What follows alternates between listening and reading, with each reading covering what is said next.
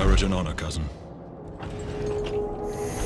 Into the fires of battle, unto the anvil of war.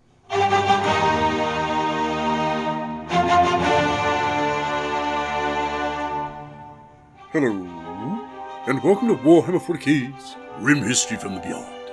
I'm Zeckthar, and because of the last few weeks of research into xenospecies, I began mistalking about the old grumps of the galaxy, the Necrons. So, for the next couple of weeks, I'll be doing some short boxes on the immortal robots. I hope you enjoy. And this week we'll be discussing the Conquest of Utta Prime. Now, long before the Imperium Man had conquered the stars, many parts of the universe were ruled by the Necrons, and one of these places was Utta Prime. And now that they were waking up, well, they wanted it back. Unfortunately, humanity had been governing the planet for quite some time, and humanity wasn't going to give it back. Regardless, Overlord Zahndrekh's ultimatum was given to the Imperium defenders of Utta Prime, 1 solar month to withdraw, as was required by the ancient Necron codes of battle. Yet, when the deadline had passed, the foolish humans had not availed themselves of this most generous of offers. Instead, whilst the Necron fleet held an intentional abeyance in orbit around Utta Prime's desert moon, 4 regiments of the Imperium Guard's Catachan Jungle Fighters and 3 companies of the Imperial 5th Space Marines had come to reinforce the contested world. So it was that when Zahndrekh finally launched his assault, he did so against a planet with formidable defenses. However, when the courtiers argued against prosecuting the war to the completion, the Nemosaur merely issued a grating laugh and sent the interstellar command that set his fleet in motion. Now, before we get into the thick of this conflict, I think it prudent to talk a little about Zahndrekh, because, much like his race, he is a strange one. Now, Zahndrekh is a Necron overlord and Nemosaur of the Zahndrekh dynasty, who was once counted amongst the greatest generals of the lost Necron tier empire. It was through his campaigns of conquest that his tomb world of Gidrin rose from the small and insignificant planet on the fringes of the galaxy to become the iron-handed ruler of a dozen star systems. Unfortunately, whilst possessing a grand and calculating military genius, many among the Necron nobility believe that Zahndrekh does not grasp reality as it truly is. Many thought his mind suffered damage during the Necron's Great Sleep, and as a consequence, he is trapped deep in the past, in the wars of succession that racked his corner of the ancient Necron tier empire. In his mind, it seemed that he's still fighting these campaigns as a creature of flesh and blood, crushing rebellious kings and bringing their domains back into the fold. He does not see armies of orcs, Eldari, or humanity, but hosts of rebellious kinsmen battling to sunder his beloved dynasties. As such, Zahndrekh is one of the few Necron overlords to employ the full protocols of honorable Necron warfare against all encroachers. Where others see aliens, he sees only Necron tier. He disdains the use of death marks, assassin caneptic wraiths, and other strategies forbidden by the Necron codes of battle. Not that his subordinates have any such compunction. Wherever possible, Zahndrekh ensures the enemy commanders are captured, not killed, and thereafter treated as honored prisoners, much to the outraged consternation of Zahndrekh's royal court, although by this point many seem to just shrug it off as one of the old general's many quirks. There are other Necron lords, on the other hand, in Zahndrekh's court, who would dearly love to see the old general removed from power, for they judge his adroit perceptions to greatly outweigh his feats of battle. However, as befits his station, Zahndrekh has formidable defenses against regicide. His personal hall is heavily woven with traps. His personal household retinue boasts 3 entire legions of Lich God, and he even employs 80 food testers, even though it has been countless millennia since any morsel has passed his lips. Yet Zahndrekh is one defense greater than any and all others: his aid and protector, Vargord Obyron. To put it in perspective, Obyron is Jurgen to Zahndrekh's Cyphus Cain, his Mark Antony to his Julius Caesar, his Dr. Watson to Sherlock Holmes. Obyron has served as Zahndrekh's Vanguard since the very first campaign, when both were still living beings, an undignified but successful series of skirmishes in the swamps of Yama, and has stood steadfast at his side ever since, both on the field of battle and off it. Unlike his master, whose perceptions were damaged during the long period in stasis, in such a way that he believes he is reliving the glories of the Necrons years past, Obyron is very much aware of the changes wrought upon their existence by the Great Sleep. However, the Vanguard has long since abandoned any attempt to awaken Zahndrekh to reality, and, like any dedicated servant, Obyron attends to all the loose ends created by Zahndrekh's eccentricities. Vanguard Obyron's instincts for Gidrim's politics are every bit as finely tuned as Zahndrekh's are for battle. It is quite impossible for any plot to mature without a word of it reaching Obyron, at which point he takes action to ensure it dies. The exact method depends greatly on what Obyron considers to have the greatest impact. A public trial by combat for the chief plotter is invariably Obyron's favorite method. His skills with the blade, legendary before biotransference, have not decayed in the passing millennia. On many other worlds, Necron or otherwise, Obyron would be considered the true power behind the throne. Yet his loyalty is total and completely without guile. He seeks no reward beyond continued service, and has never displayed an iota of desire to rule through his master. Time and time again, Zahndrekh and Obyron have proven to be an almost unbeatable combination. Zahndrekh seldom lowers himself to personal combat, but instead wields as a weapon his grand battlefield acumen, that somehow remains undimmed by his faltering memory. Under his gaze, the Necron armies of Gidrim react almost instantaneously to counter enemy strategies, shifting between aggressive and defensive postures at a moment's notice. With a few carefully chosen words of command, outflanking foes are isolated and crushed, enemy assault waves dispersed, and fire support positions obliterated.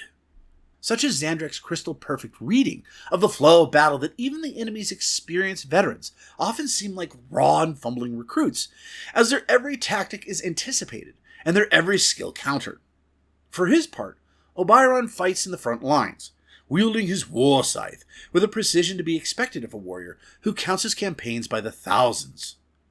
Yet, no matter how distant he is, Obyron always keeps close watch on Zahndrekh. His responsibilities as a bodyguard outweigh any other considerations. Should Zahndrekh be threatened, Obyron always returns to his master's side. It is well that Obyron is so dedicated, for few lords of Gidrim are eager to fight alongside their Nemesor. Some simply cannot tolerate Zahndrekh's constant stream of reminiscences to battles fought long ago, relevant to the campaign at hand, though these recollections always are. For others, Zahndrekh's damaged mind is a constant reminder of the fate that might one day be theirs. Should need dedicate, they enter stasis sleep once more. None of them see that such damage has doubtlessly already been wrought. They are, in truth, just as blind to their own involuntary idiosyncrasies as Zahndrekh is to his own. However, Zahndrekh's mind did not suffer complete engrammatic damage during his biotransference. His moments of delusion are interwoven with moments of clarity. In one of these rare moments of lucidity, Zahndrekh revealed to his Vanguard that he did not actually suffer engrammatic damage during the Great Sleep. Instead, he simply sometimes chooses to play the part of the fool.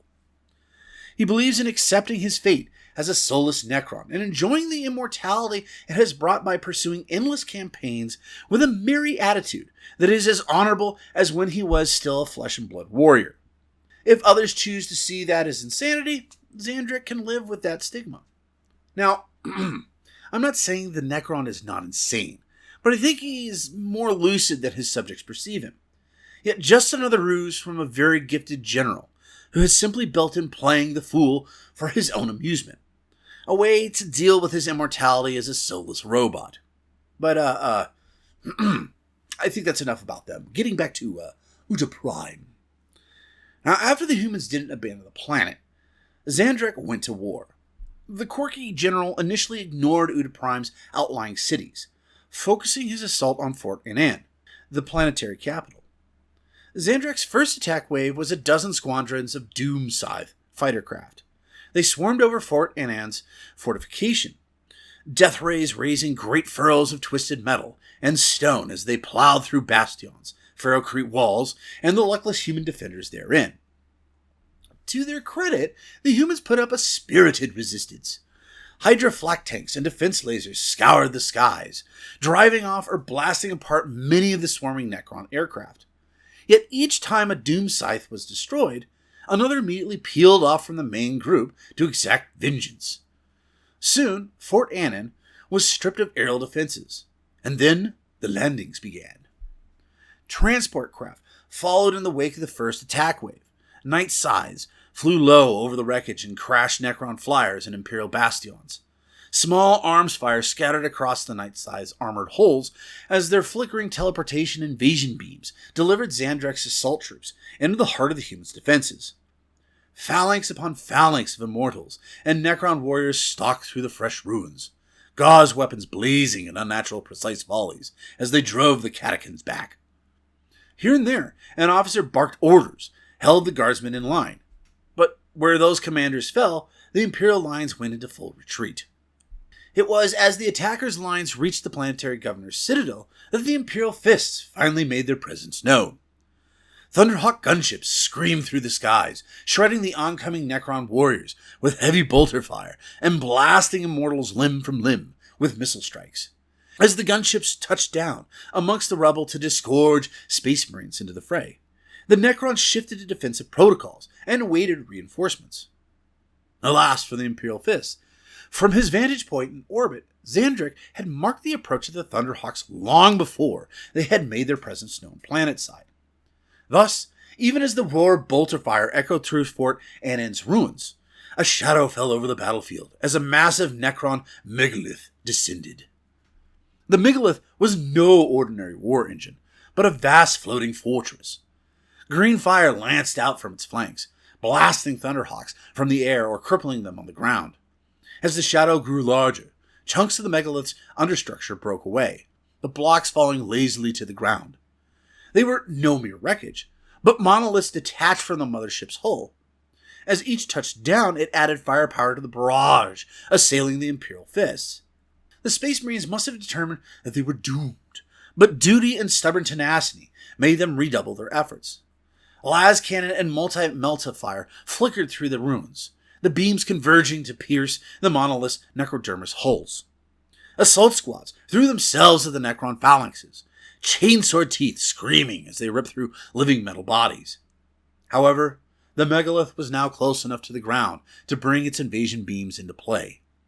Ghoulish viridian light flickered over the battlefield as the teleport beams activated, delivering doomsday arcs, legions of Necron immortals, as well as Zahndrekh and his personal Lich God, into the thick of the battle.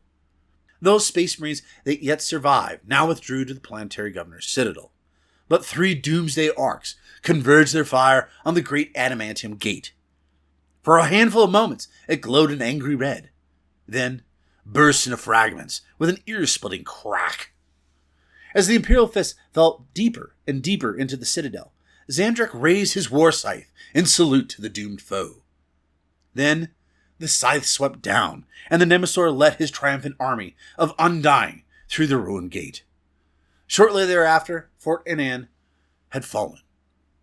The rest of Utta Prime would soon follow, and another world would be added to the territory of Gidrum, and the growing personal domain of Nemesaur Zahndrekh.